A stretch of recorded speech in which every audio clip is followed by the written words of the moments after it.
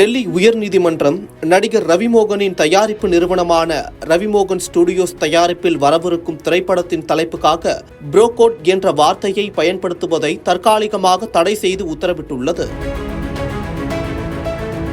இண்டோஸ்பிரிட் beverages private limited நிறுவனம் தாக்கல் செய்த வர்த்தக முத்திரை வழக்கில் புரோகோட் என்ற வார்த்தையை பயன்படுத்துவதற்கு இந்த இடைக்கால தடை உத்தரவு பிறப்பிக்கப்பட்டுள்ளது.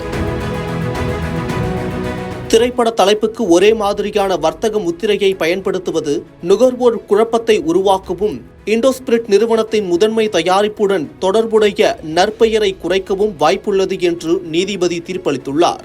அடையாளம் காணக்கூடிய முறையில் பிரதிவாதியின் அதாவது ரவிமோகன் ஸ்டுடியோஸ் திரைப்பட தலைப்பில் மனுதாரரின் வர்த்தக முத்திரை அங்கீகாரம் இன்றி பயன்படுத்தப்பட்டுள்ளது.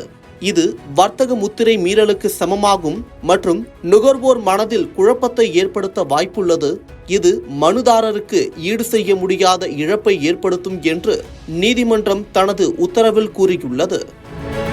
இண்டோஸ்பிரிட் நிறுவனம் 2015இல் புரோகோட் பானத்தை அறிமுகப்படுத்தியதாகவும், பொழுதுபோக்கு துறையில் புரோகோட் ரோஸ்ட் மற்றும் புரோகோட் ஓணம் உற்சவம் சாங் போன்ற உள்ளடக்கங்களை வெளியிட்டுள்ளதாகவும், இதன் மூலம் இந்த வர்த்தக முத்திரை பரவலான கலாச்சார அடையாளமாக மாறியுள்ளதாகவும் வாதிட்டது.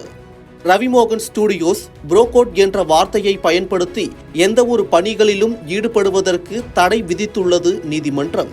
இந்த உத்தரவுகளை பின்பற்றும் வரை பட தயாரிப்பு பணிகளை தொடர ரவிமோகன் ஸ்டுடியோவுக்கு நீதிபதி கரியா அனுமதி அளித்துள்ளார்.